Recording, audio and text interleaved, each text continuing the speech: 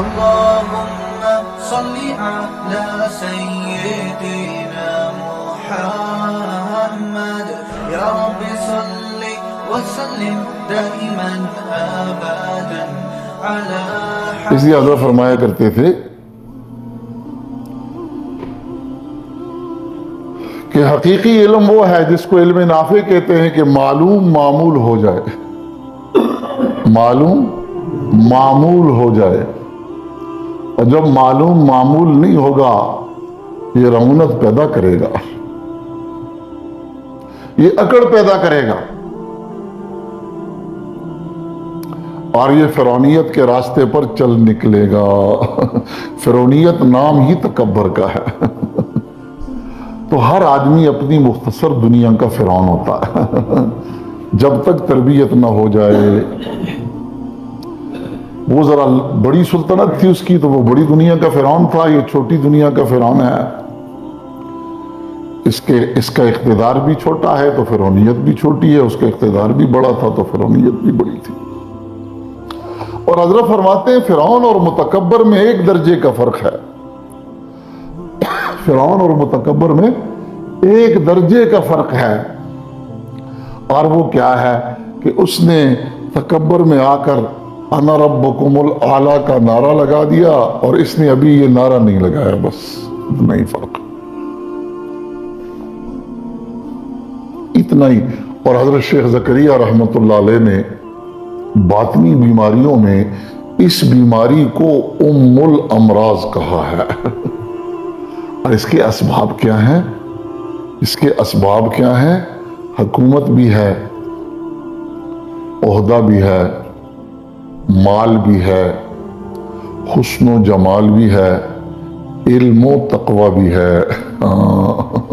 علم و تقوی بھی ہے۔ جب علم و تقوی ہوگا پھر کیا ہوگا؟ پھر وہ اپنے تقوی کی دھاک دوسروں کے دلوں میں بیٹھنے کا شوق پیدا ہوگا، اپنے تقوی کی دھاک دوسروں کے دلوں میں بیٹھنے کا شوق پیدا ہوگا۔ تکبر کے رنگ الگ الگ ہیں، حکومت کے تکبر کا رنگ اور ہے، مال کے تکبر کا رنگ اور ہے، علم کے تکبر کا رنگ اور ہے، تقوی کے تکبر کا رنگ اور ہے۔ یہ وہ بیماریاں ہیں جو اہل مدرسہ اور اہل خانقاہ کو چڑھ جاتی ہیں۔ پیر صاحب اور مولوی صاحب کے اندر اقتدار کا تکبر نہیں ہوتا تو وہ یہ سمجھتا ہے کہ میرے اندر تکبر نہیں، حالانکہ اس کے اندر علم کا تکبر پڑا ہے، اس کے اندر تقوی کا تکبر، رنگ اور ہے، رنگ اور ہے۔ ہاں بھائی، دودھ ہے، چاہے کالی بھینس کا ہو کہ سرخ بھینس کا ہو۔ ہاں دودھ ہے، چاہے کالی بھینس کا ہو یا سرخ بھینس کا ہو۔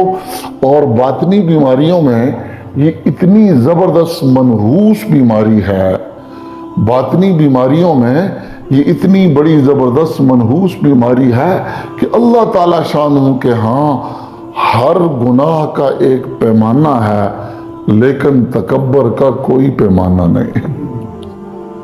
فرمایا جنت کی خوشبو 100 سال کی مسافت پر بھی پہنچتی ہے، لیکن جس کے دل میں رائی کے دانے کے برابر بھی تکبر ہوگا وہ جنت کی خوشبو بھی نہیں سونگھ سکتا۔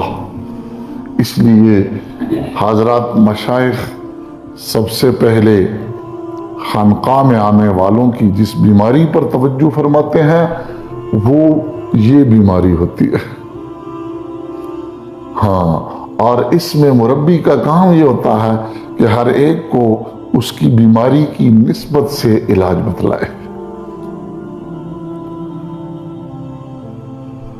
آسان کام ہے شریعت کا، سب کو ایک ہی نماز آپ نے بتلا دینی ہے، سب کو ایک ہی فرض آپ نے بتلا دینے ہیں، عالم ہے کہ جاہل ہے، حاکم ہے کہ مزدور ہے، سب کے لیے 7 شرطیں ہیں اور 6 ارکان ہیں، سب کے لیے 7 شرطیں ہیں اور 6 ارکان ہیں، یہ آپ نے سب کو بتا دینا ہے۔ لیکن یہ جو باطنی تربیت ہے اس کا تعلق احوال کے ساتھ ہے، اور احوال ہر ایک کے جدا جدا ہوتے ہیں۔ نماز سب کی ایک ہے اور احوال ہر ایک کے جدا جدا ہوتے ہیں۔ یہی نماز ابو بکر صدیق رضی اللہ تعالیٰ عنہ پڑھ رہے تھے، ان کا حال کچھ اور بن رہا تھا۔ یہی نماز عمر فاروق رضی اللہ عنہ پڑھ رہے تھے، ان کا حال کچھ اور بن رہا تھا۔ یہی نماز ابو ذر غفاری رضی اللہ تعالیٰ عنہ پڑھ رہے، ان کا حال کچھ اور بن رہا ہے۔ تو تصوف نام ہے احوال کی تربیت کا، شریعت نام ہے اعمال کی تربیت کا۔